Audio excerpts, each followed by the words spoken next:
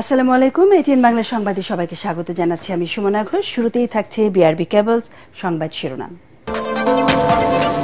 ৫ August চাংখারপুলে গণহত্যায় ৮ পুলিশকে অভিযুক্ত করে ট্রাইব্যুনালে প্রথম পূর্ণাঙ্গ প্রতিবেদন দাখিল, প্রধান অভিযুক্ত সাবেক ডিএমপি কমিশনার হাবিব। বিদেশে পলাতক আওয়ামী লীগ নেতাদের দেশে ফিরিয়ে বিচারের মুখোমুখি করা হবে। প্রেস ব্রিফিংয়ে শফিকুল আলম। শেখ হাসিনার পরিবারের ১০ জনের এনআইডি স্থগিত।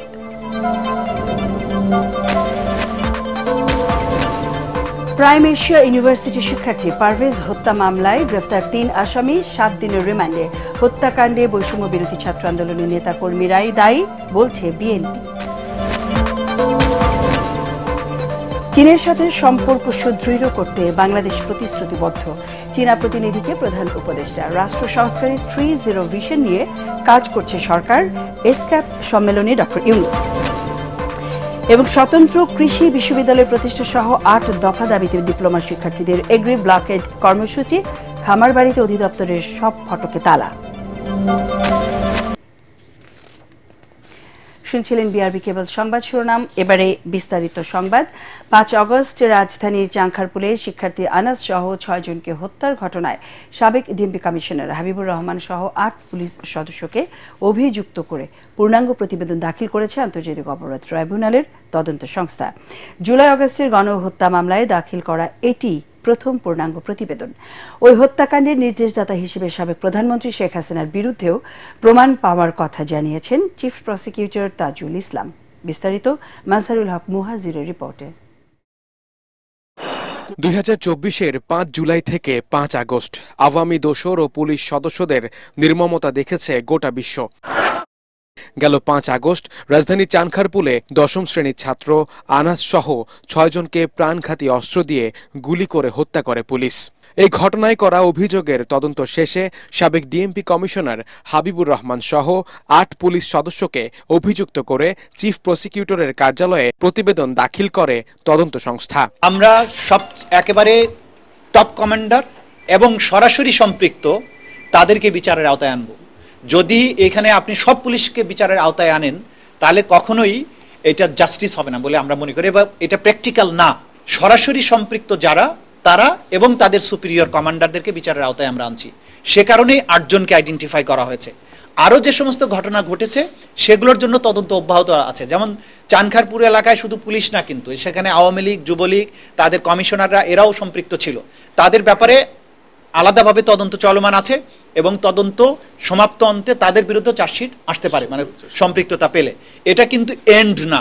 মূলত এই হত্যাকাণ্ডের নির্দেশদাতা হিসেবে সাবেক প্রধানমন্ত্রী শেখ হাসিনা, সাবেক স্বরাষ্ট্রমন্ত্রী আসাদুজ্জামান খান কামাল, বিভিন্ন বাহিনী ও প্রশাসনের ঊর্ধ্বতন কর্মকর্তারা সহ তৎকালীন আওয়ামী সরকারের উচ্চ পর্যায়ের অনেকের জড়িত থাকার প্রমাণ পেয়েছে তদন্ত সংস্থা। তবে শেখ হাসিনা সহ বাকি সুপিরিয়র কমান্ডাররা জুলাই আগস্টে সারা দেশে সংগঠিত অনেকগুলো হত্যাকাণ্ডে যুক্ত থাকায় তাদের বিরুদ্ধে আলাদাভাবে তদন্ত চালাচ্ছে আন্তর্জাতিক অপরাধ ট্রাইব্যুনালের তদন্ত সংস্থা। শেখ হাসিনার বিরুদ্ধে সমস্ত বাংলাদেশের সব অপরাধের বর্ণনা আসবে, সেক্ষেত্রে চানখারপুলের যে বর্ণনা সেটা ওটার মধ্যে সম্পৃক্ত হবে। এটা যেমন অ্যালোন চানখারপুলের ঘটনা, শেখ হাসিনার বিরুদ্ধে চানখারপুলের যে অভিযোগগুলো আসছে সেগুলো তার অভিযোগের সাথে যুক্ত হবে, তার সাথে যাত্রাবাড়ি যুক্ত হবে, নরসিংদী যুক্ত হবে, রংপুর যুক্ত হবে, এইভাবে বাংলাদেশের সবকিছু যুক্ত হবে এবং সেটা সুপিরিয়র কমান্ড রেসপন্সিবিলিটি আকারে তার বিরুদ্ধে আসবে। এই মামলায় ৮ আসামির মধ্যে ৪ জনই পলাতক। বিচার শুরুর পর আসামিরা আত্মসমর্পণ না করলে রাষ্ট্রের পক্ষ থেকে তাদের জন্য আইনজীবী নিয়োগ করা হবে বলেও জানান চিফ প্রসিকিউটর। মাজহারুল হক মুহাজির, এটিএন বাংলা, ঢাকা। বিদেশে পলাতক আওয়ামী লীগ নেতাদের দেশে ফিরিয়ে আনার উদ্যোগ নেওয়া হবে বলে জানিয়েছেন প্রধান উপদেষ্টার প্রেস সচিব শফিকুল আলম। এক ব্রিফিংয়ে তিনি বলেন, আওয়ামী লীগ নেতাদের হাতে জুলাই বিপ্লবের গণহত্যার রক্তের দাগ লেগে আছে। পাচার করা টাকায় লন্ডনে তারা বিলাসী জীবন যাপন করছে। দেশে ফিরিয়ে এনে তাদের বিচারের মুখোমুখি করার কথা জানান শফিকুল আলম। আরও জানাচ্ছেন ইয়াসিন রানা। প্রধান উপদেষ্টা ডক্টর মোহাম্মদ ইউনূসের কাতার সফর নিয়ে রাজধানীর ফরেন সার্ভিস একাডেমিতে ব্রিফিং করে প্রেস উইং। সফরে বেশ কিছু চুক্তি ও সমঝোতা স্মারক সই, নতুন কর্মীর কর্মসংস্থান ও রোহিঙ্গা পুনর্বাসনে কাতারের সহযোগিতার বিষয়ে আলোচনা করা হবে বলে জানান প্রেস সচিব শফিকুল আলম।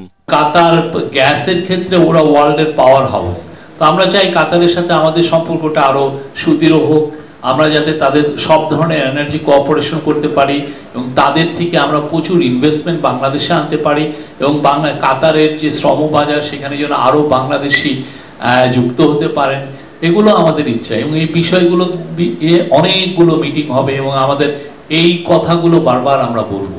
লন্ডনে এক বিয়ের অনুষ্ঠানে পলাতক আওয়ামী লীগ সরকারের মন্ত্রীদের অংশগ্রহণ নিয়ে প্রশ্ন করা হলে প্রেস সচিব বলেন, পলাতক এসব নেতাদের দেশে ফিরিয়ে আনতে সরকার উদ্যোগ নেবে। আওয়ামী লীগের লিডার যারা বাইরে গিয়েছেন এদের বেশিরভাগের হাতেই রক্ত আছে, তারা বড় রকমের হিউম্যান রাইটস অ্যাবিউজের অ্যাকিউজড, যাদের বিরুদ্ধে বড় রকমের করাপশনের আছে, খুনের মামলা আছে, তাদের সবার ব্যাপারেই আমরা সিরিয়াস এবং প্রত্যেককে আমরা ইভেন্চুয়ালি আমরা প্রত্যাবর্তন চাবো। তাদেরকে বাংলাদেশের আইনকে ফেস করতে হবে, তাদেরকে আইনের আওতায় আনা, সেটা আমাদের কেন, আমি মনে করি আমাদের পরবর্তী যে কোনো গভর্নমেন্ট সবার জন্য এটা একটা নৈতিক দায়িত্ব। 4 দিনের কাতার সফর শেষে আগামী 25 এপ্রিল দেশে ফিরবেন প্রধান উপদেষ্টা। ইয়াসিন রানা, এটিএন বাংলা, ঢাকা। অর্থ পাচার ও মানবতা বিরোধী অপরাধ সহ অন্যান্য অভিযোগের প্রেক্ষিতে সাবেক প্রধানমন্ত্রী শেখ হাসিনা, বোন শেখ রেহানা সহ তাদের পরিবারের 10 জনের জাতীয় পরিচয়পত্র স্থগিত করেছে নির্বাচন কমিশন। জাতীয় পরিচয় নিবন্ধন অনুবিভাগের মহাপরিচালক এএসএম হুমায়ুন কবিরের নির্দেশে এই 10 জনের এনআইডি স্থগিত করা হয়। যাদের এনআইডি স্থগিত করা হয়েছে তারা হলেন শেখ হাসিনা, ছেলে সজীব ওয়াজেদ জয়, মেয়ে সাইমা ওয়াজেদ পুতুল, শেখ রেহানা, মেয়ে টিউলিপ রিজওয়ানা সিদ্দিক, আজমিনা সিদ্দিক, শাহিন সিদ্দিক, বুশরা সিদ্দিক, রাদওয়ান মুজিব সিদ্দিক ও তারিক আহমেদ সিদ্দিক। গত বছরের 5 অগস্ট ছাত্র জনতার আন্দোলনের মুখে শেখ হাসিনা ভারতে পালিয়ে যান এবং এখনও সেখানেই অবস্থান করছেন। ভারত ও বাংলাদেশের মধ্যে বন্দী প্রত্যর্পণ চুক্তি থাকায় তাকে দেশে ফিরিয়ে আনতে সরকার আনুষ্ঠানিকভাবে আবেদনও জানিয়েছে।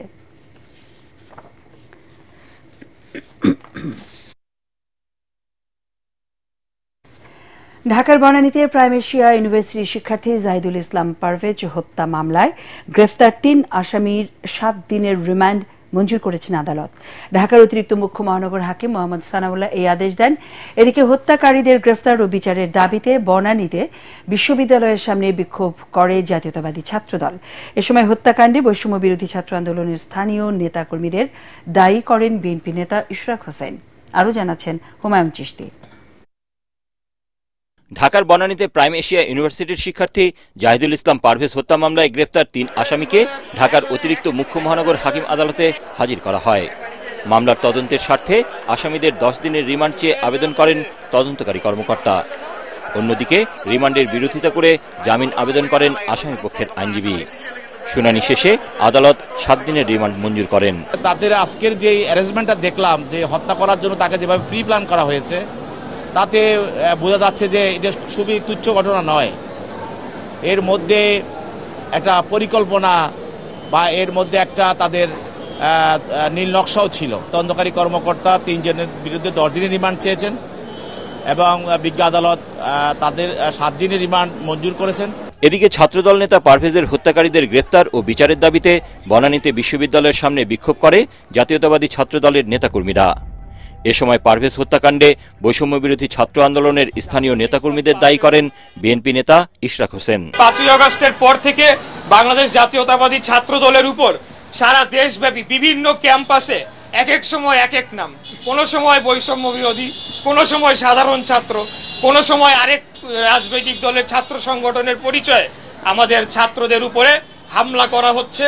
তাদের রাজনৈতিক কর্মকাণ্ড, স্বাভাবিক রাজনৈতিক কর্মকাণ্ডকে বাধাগ্রস্ত করা হচ্ছে। রোববার রাতে মহাখালীর ওয়ারলেস গেটে অভিযান চালিয়ে ওই 3 জনকে গ্রেফতার করে পুলিশ। হুমায়ুন চিশতি, এটিএন বাংলা, ঢাকা। ভবিষ্যতে দেশে আর যেন কোনো ফ্যাসিস্ট গোষ্ঠী বা শাসক প্রতিষ্ঠা হতে না পারে সেই লক্ষ্যে সংস্কার কমিশন কাজ করছে বলে জানিয়েছেন জাতীয় ঐক্যমত্য কমিশনের সহ সভাপতি অধ্যাপক আলী রিয়াজ।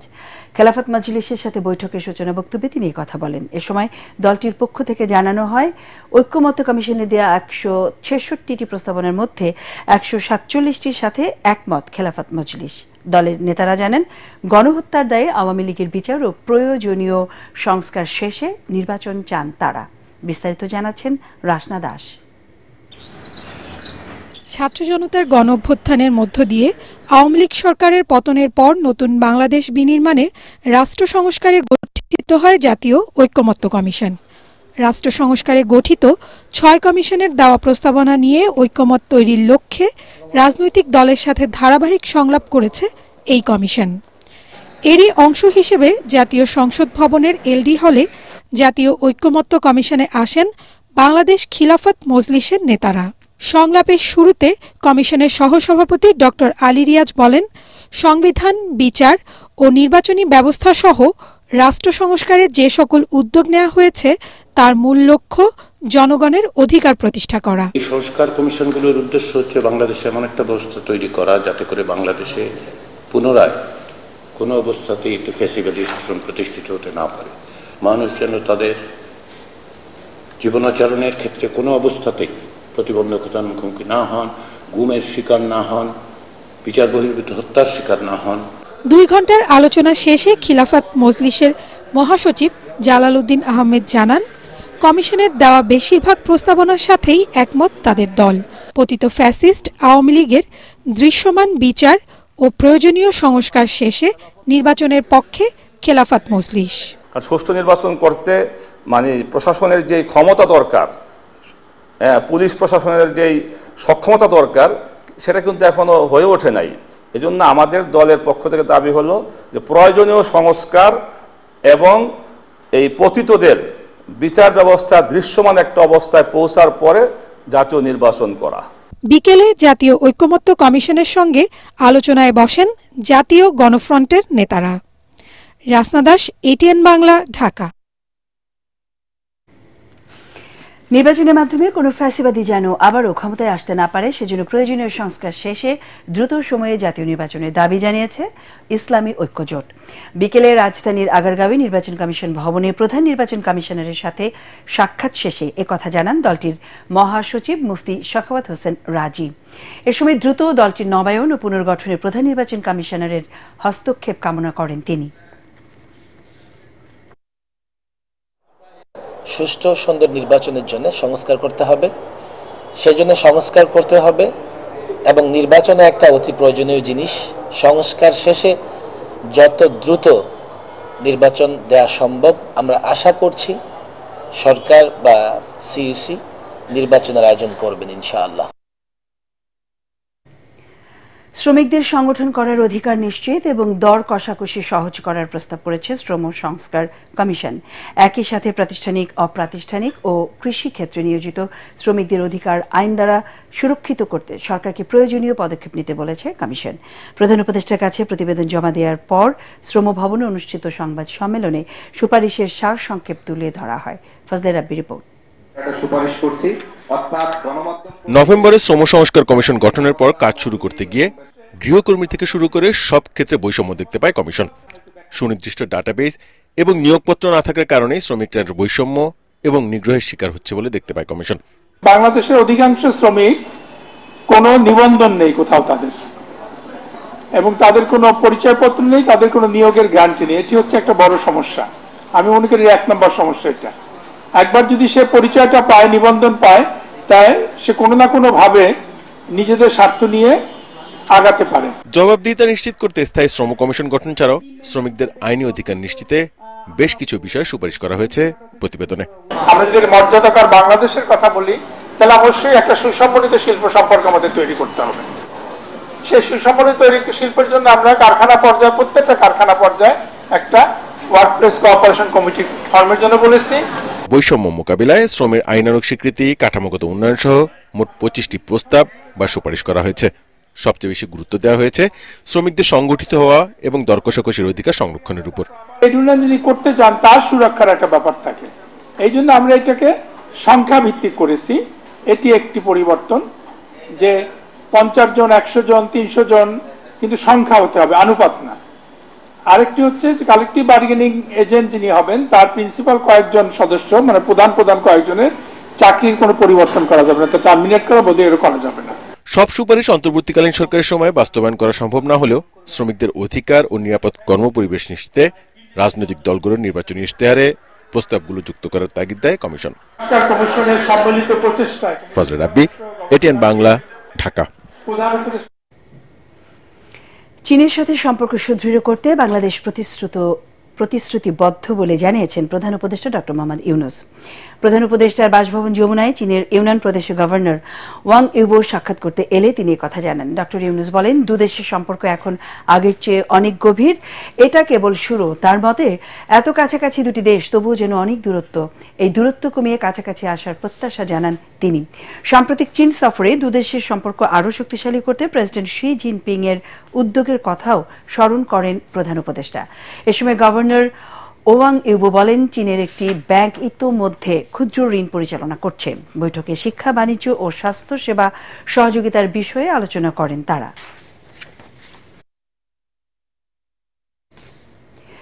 পরিবেশ বান্ধব উন্নয়নের উপর জোর দিয়ে বাংলাদেশ কাজ করছে বলে জানিয়েছেন প্রধান উপদেষ্টা ডক্টর মোহাম্মদ ইউনুস।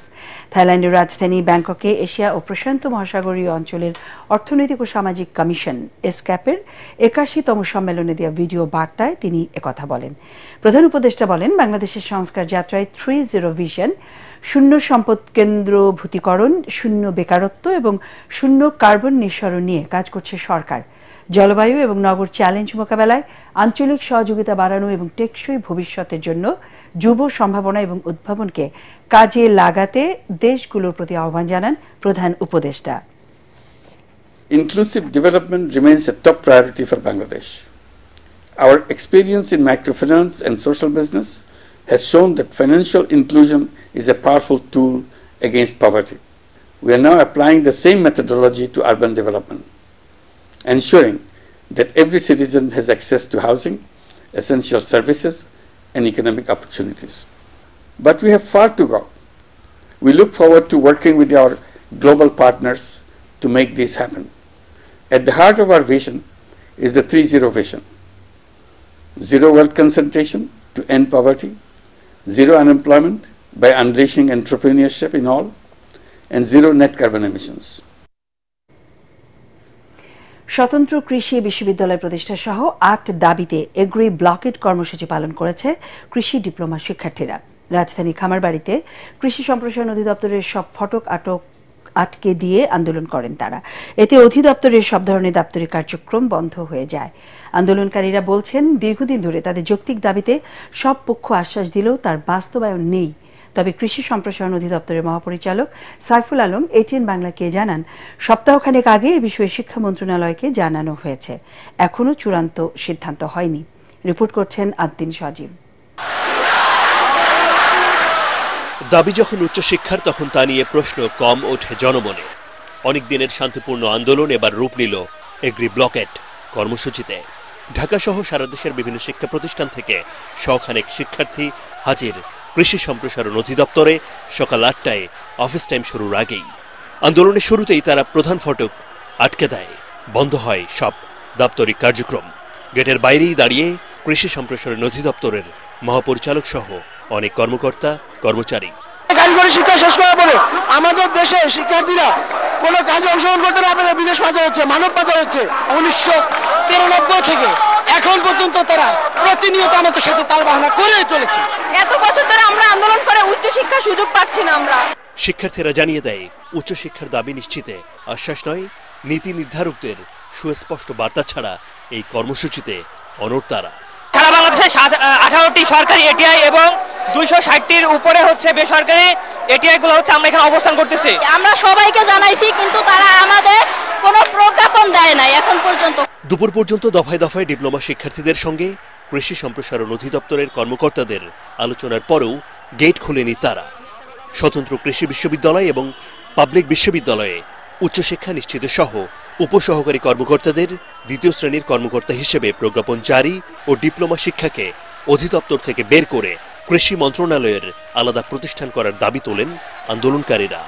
দীর্ঘদিন যাবৎ আমরা আন্দোলন করে আসছি, তারা আমাদের বিষয়ে কোনো সুরাহা না করে আমাদের সাথে টালবাহানা করছে। তারা বলছে দাবি যৌক্তিক, কিন্তু তার বিরুদ্ধে কোনো অ্যাকশন বা কোনো আমরা চাচ্ছি একটা সঠিক প্রজ্ঞাপন। এ বিষয়ে অধিদপ্তরের মহাপরিচালক এটিএন বাংলাকে জানান, তাদের দাবির সঙ্গে মোটা দাগে তারা একমত হলেও এসব সিদ্ধান্ত নিতে হবে নীতি নির্ধারকদের।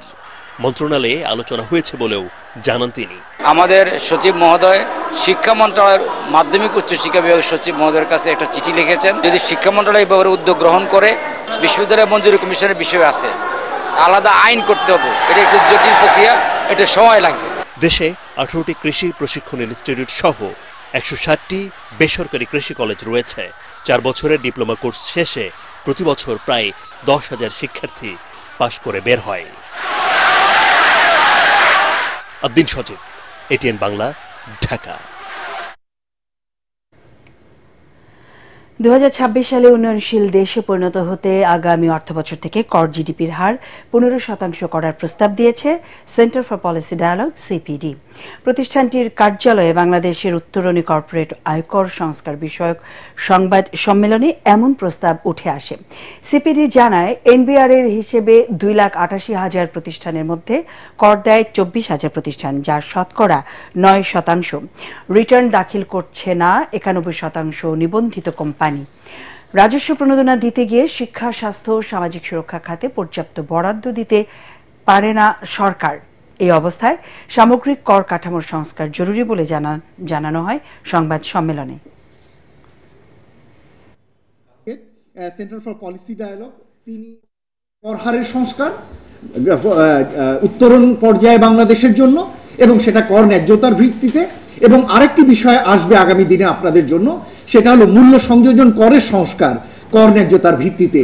রাজস্ব বৃদ্ধির উদ্যোগ হিসেবে এই কর্পোরেট ট্যাক্স এবং ভ্যাটের ক্ষেত্রে সরকারের একটি কাঠামো এবং সেই কাঠামোর আলোকে এই বিষয়গুলোকে বিবেচনা করা।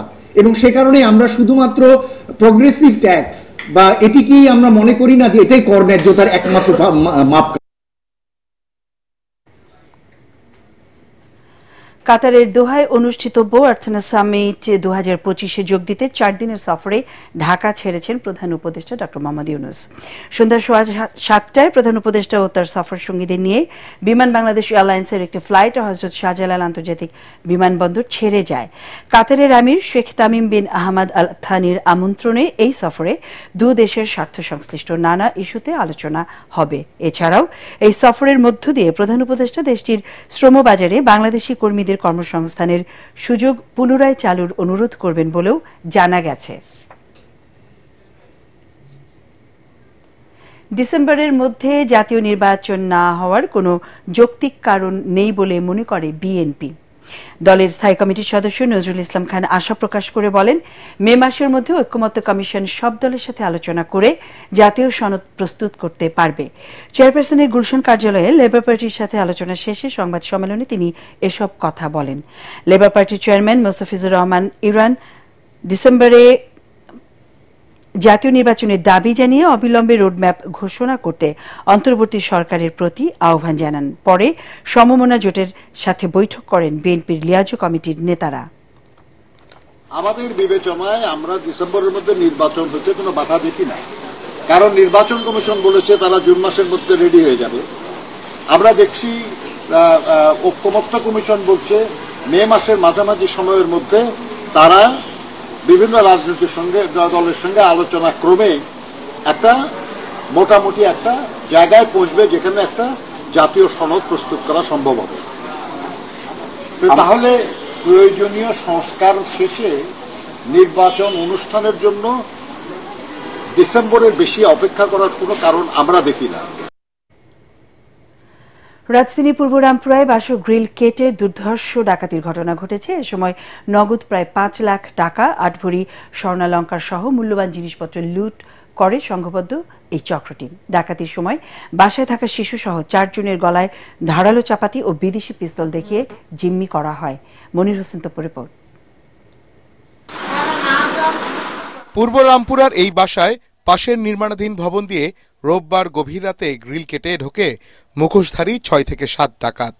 টার্গেট করা এই বাসার অভিভাবকরা বাইরে থাকায় প্রথমে সহজেই তাদের ছোট মেয়েকে অস্ত্রের মুখে জিম্মি করে।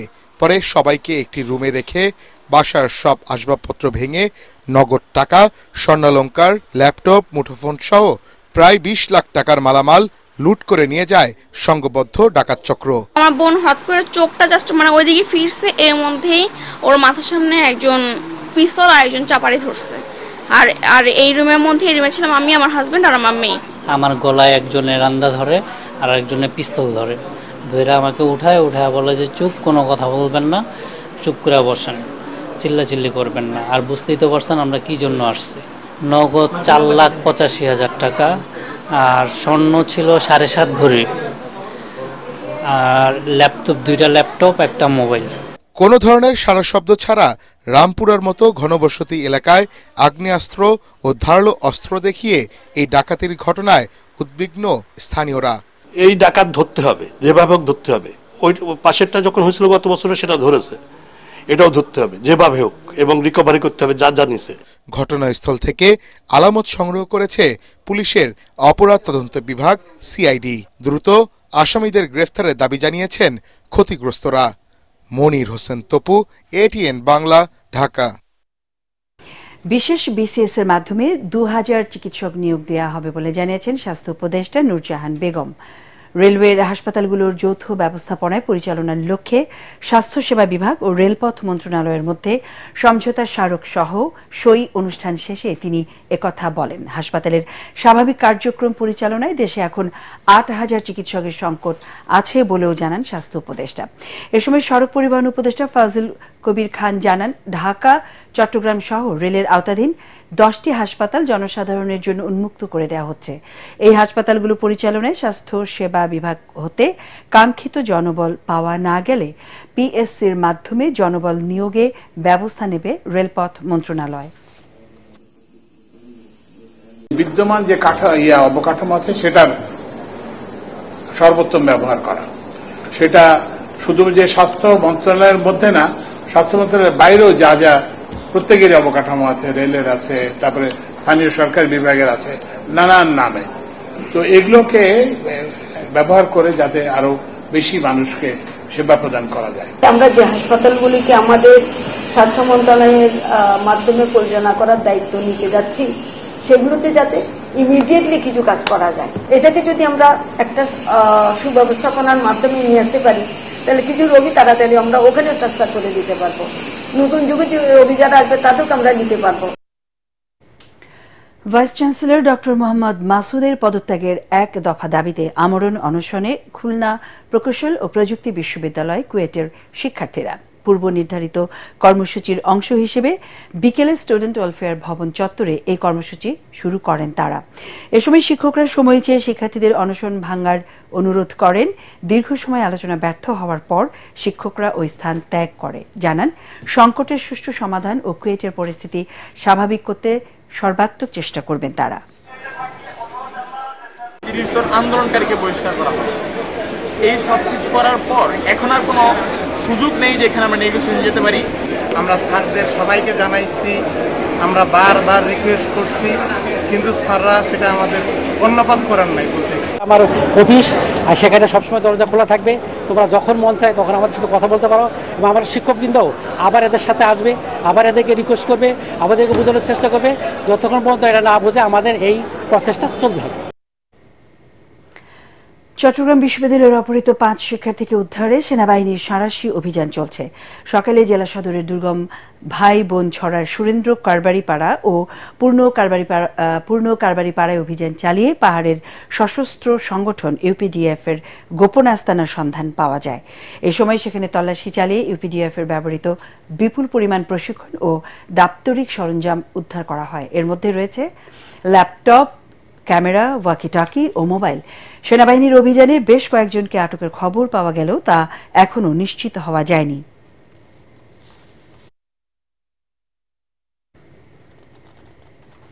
আল আরাফা ইসলামী ব্যাংক অর্থ সংবাদ।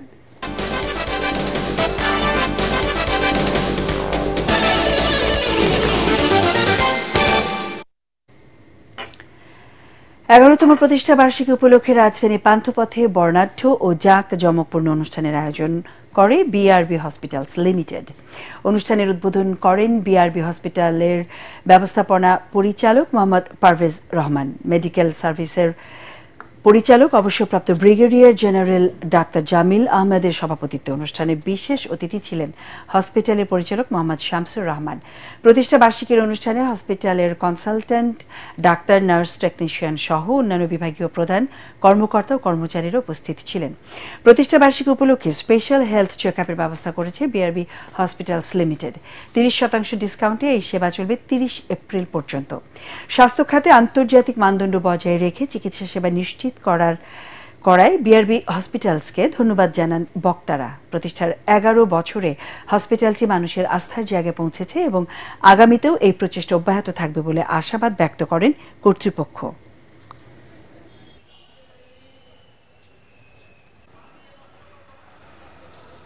আপনারা স্ব স্থানে থেকে আমাদের এই প্রচেষ্টাকে আরো উন্নত করবেন এবং এটাকে আরো সমুন্নত করবেন, তার জন্য ঐকান্তিকতার সাথে আপনাদের প্রচেষ্টাগুলো করবেন। আমাদের এখানে যে সমস্ত রোগী আসছেন তারা যাতে একটা স্যাটিসফ্যাকশন নিয়ে যেতে পারেন। আমরা যদি কখনো অসুস্থ হই, আমরা যদি কখনো কোনো হসপিটালে ভর্তি হই, আমরা যেই ধরনের সার্ভিস, যেই ধরনের আচরণ আশা করি, আমরা যেন ঠিক সেই ধরনের ব্যবহারটাই, সেই আচরণটাই, সেই সার্ভিসটাই যেন আমাদের পেশেন্টদেরকে আমরা দেই।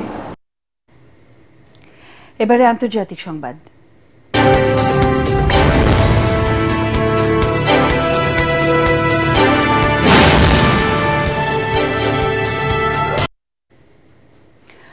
বিশ্বের ক্যাথলিক খ্রিস্টান ধর্মের সর্বোচ্চ নেতা পোপ ফ্রান্সিস মারা গেছেন। স্থানীয় সময় সোমবার সকাল 7:35 শেষ নিঃশ্বাস ত্যাগ করেছেন তিনি। পোপ ষোড়শ বেনেডিক্ট পদত্যাগ করার পর 2013 সালের মার্চ মাসে তিনি পোপ হন। তার মৃত্যুতে শোক জানিয়েছেন প্রধান উপদেষ্টা ড. মোহাম্মদ ইউনূস সহ বিশ্ব নেতারা। জাহিদুল আলমের রিপোর্টে বিস্তারিত।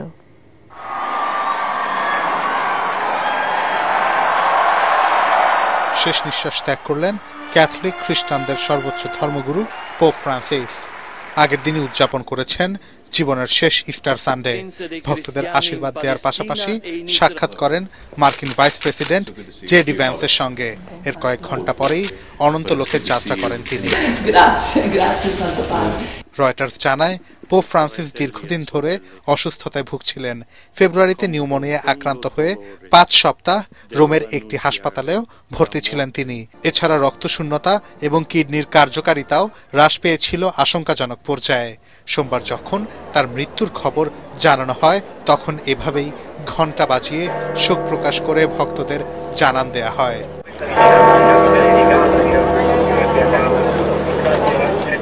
দুনিয়া জুড়ে পোপ ফ্রান্সিস হিসেবে পরিচিত হলেও তার আসল নাম জর্জ মারিও বারগোগ্লিও। 2013 সালের 13 মার্চ পোপ নির্বাচিত হবার পর নাম পরিবর্তন করে রাখা হয় ফ্রান্সিস। আয়েশি জীবন খুব অপছন্দ ছিল পোপ ফ্রান্সিসের। এমনকি পূর্বসূরীদের ব্যবহৃত জাঁকজমকপূর্ণ অ্যাপোস্টলিক প্রাসাদে কখনোই বাস করেননি তিনি। আর্জেন্টিনার বুয়েন্স আইরেসে জন্ম নেয়া এই ধর্মগুরু দরিদ্রদের প্রতি সহমর্মিতার জন্য বিশ্বজুড়ে পরিচিত। অনন্য ব্যক্তিত্বের পোপ তার কর্মজীবন ব্যয় করেছেন মানব কল্যাণে। বিশ্বজুড়ে চলা যুদ্ধবন্ধ, বিশেষ করে গাজায় ইসরায়েলি নৃশংসতা, শিশু নির্যাতন এবং পরিবেশ বিপর্যয়ের মতো ইস্যুতে তিনি ছিলেন সরব। 2017 সালে বাংলাদেশ সফরে এসে আন্তর্জাতিক মহলকে রোহিঙ্গা সংকট সমাধানে কাজ করারও আহ্বান জানান ক্যাথলিক এই ধর্মীয় নেতা। ভ্যাটিকান কর্তৃপক্ষ জানায়, পোপ ফ্রান্সিসের নির্দেশনা অনুযায়ী সাধারণ ও সংক্ষিপ্তভাবে তার অন্ত্যেষ্টিক্রিয়া সম্পন্ন করা হবে। 88 বছর বয়সী এই ক্যাথলিক ধর্মীয় নেতার প্রয়াণে শোক প্রকাশ করেছেন বিশ্ব নেতারা। জাহিদুল আলম, এটিএন বাংলা। বিশ্ব টিকা সপ্তাহ উপলক্ষে দেশের টিকা কার্যক্রমের সাফল্য, উদ্ভাবন, বিদ্যমান চ্যালেঞ্জ ও করণীয় বিষয়ে সংবাদ সম্মেলনের আয়োজন করা হয়। জাতীয় প্রেস ক্লাবে যৌথভাবে সংবাদ সম্মেলনের আয়োজন করে স্বাস্থ্য সুরক্ষা ফাউন্ডেশন এবং ইউনিসেফ বাংলাদেশ। ইপিআই এর তত্ত্বাবধানে এতে বক্তারা বলেন, 1985 সালে সম্প্রসারিত টিকাদান কর্মসূচির আওতা ছিল 2% নিচে, যা বর্তমানে 83.9% বেশি। এপিআই কর্মসূচির সঠিক পর্যবেক্ষণ নিশ্চিত করার মাধ্যমে টিকাদান কর্মসূচিকে শক্তিশালী করা প্রয়োজন বলে মনে করেন তারা।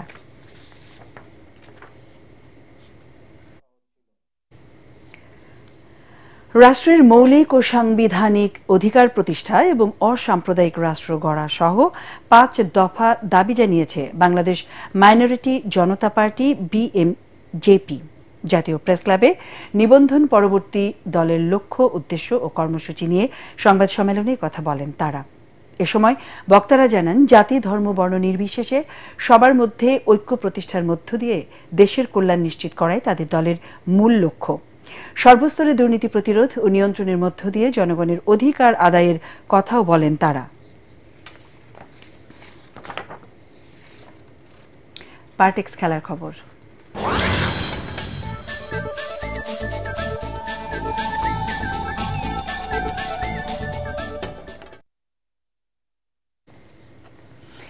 সিলেট টেস্টের দ্বিতীয় দিন শেষে বাংলাদেশের চেয়ে 25 রানে এগিয়ে আছে জিম্বাবুয়ে। ঘূর্ণি জাদুতে মেহেদী হাসান মিরাজ 5 উইকেট তুলে নিলে সফরকারীরা গুটিয়ে যায় 273 রানে। 82 রানে পিছিয়ে থেকে দ্বিতীয় ইনিংসে ব্যাট করে 1 উইকেটে স্বাগতিকরা তোলে 57 রান। প্রথম ইনিংসে 191 রানে অল আউট হয়েছিল বাংলাদেশ। পরাগ আরমানের রিপোর্ট।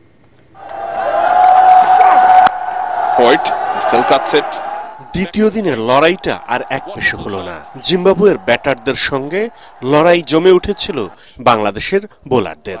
মেহেদী হাসান মিরাজের ফাইভারে সফরকারীদের গুটিয়ে দিয়ে শেষ বিকেলে ব্যাটিং করে সমান জবাব দেয় টাইগাররা। প্রথম ইনিংসে জিম্বাবুয়ের চেয়ে 82 রানে পিছিয়ে থেকে ব্যাটিংয়ে নেমে শুরুটাও ভালো হয়নি বাংলাদেশের। দলের 13 রানেই সাজ করে সাদমান ইসলাম। মাহমুদুল হাসান জয় ও মমিনুল হক আর কোনো বিপর্যয় ঘটতে দেননি। দ্বিতীয় দিন শেষে বাংলাদেশের সংগ্রহ 1 উইকেটে 57 রান। তখন অবশ্য 25 রানে পিছিয়ে লাল সবুজের দল। Boundary ends the over as well. 33 for 1 Bangladesh. ম্যাচে ফিরতে হলে দিনের শুরুতেই ভালো করতে হতো টাইগারদের। প্রথম সেশনেই জিম্বাবুয়ের 4 উইকেট তুলে নিয়ে সেটাই করেন নাহিদ রানা, হাসান মাহমুদরা। 4 উইকেটের 3টি নেন নাহিদ, আর একটি গেছে হাসান মাহমুদের পকেটে। 4 উইকেটে 133 রানের পুঁজিতে লাঞ্চ বিরতিতে যায় আগের দিন বিনা উইকেটে 67 রানে থাকা জিম্বাবুয়ে। প্রথম সেশনে 4 উইকেট হারিয়ে কিছুটা চাপে পড়ে সফরকারীরা, কিন্তু পঞ্চম উইকেটে উইলিয়ামসন ও মাদেভেরে 48 রান যোগ করে চাপ কাটানোর চেষ্টা করেন। জুটি ভাঙে 33 রানে থাকা মাদেভেরের বিদায়। 59 রানে থাকা শন উইলিয়ামসকে সাজ করে পাঠিয়ে টাইগার শিবিরে স্বস্তি আনেন মেহেদী হাসান মিরাজ। 6 উইকেটে 213 রানের পুঁজিতে দ্বিতীয় সেশন শেষ করে জিম্বাবুয়ে। চা বিরতির পর জিম্বাবুয়ে শিবিরে জোড়া আঘাত মেহেদী হাসানের। মায়াভো এবং ওয়েলিংটন মাসাকাজ্জাকে তুলে নেন তিনি। তবু জিম্বাবুয়ে যে 273 রানের পুঁজি পেল, সেটি রিচার্ড এনগাদা এবং ব্লেসিং মুজারাবানির দৃঢ়তায়। তাতে 82 রানে লিড পায় ক্রেগ আরভিনের দল। 52 রানে 5 উইকেট নিয়ে দিনের সেরা বোলার মিরাজ। পরাগ আরমান, এটিএন বাংলা। শাইনপুকুর ক্রিকেট ক্লাবকে 6 উইকেটে হারিয়ে ঢাকা প্রিমিয়ার লিগ ডিপিএল এ টিকে থাকার আশা বাঁচিয়ে রাখল ব্রাদার্স ইউনিয়ন। মিরপুর শেরেবাংলা স্টেডিয়ামে রেলিগেশন লিগের বৃষ্টিবিঘ্নিত 33 ওভারে নেমে আসা ম্যাচে টস জিতে ব্যাটিংয়ে নেমে 9 উইকেটে 180 রান তোলে শাইনপুকুর। জবাবে 21 রানের মধ্যে 2 উইকেট হারালেও তৃতীয় উইকেটে জাহিদুজ্জামান ও মিজানুর রহমান 132 রানের জুটি গড়ে ব্রাদার্সের জয় নিশ্চিত করেন। 56 বলে 69 রান করে মিজান আউট হলেও দলকে জিতিয়েই মাঠ ছাড়েন জাহিদ। 88 বলে 85 রান করেন তিনি। 8 পয়েন্ট পাওয়া পার্টেক্সের বিপক্ষে ব্রাদার্সের ম্যাচটি হতে যাচ্ছে ডু অর ডাই। রেলিগেশন লিগের এই ম্যাচে যে দল হারবে তারাই শাইনপুকুরের সঙ্গে নেমে যাবে প্রথম বিভাগ ক্রিকেটে।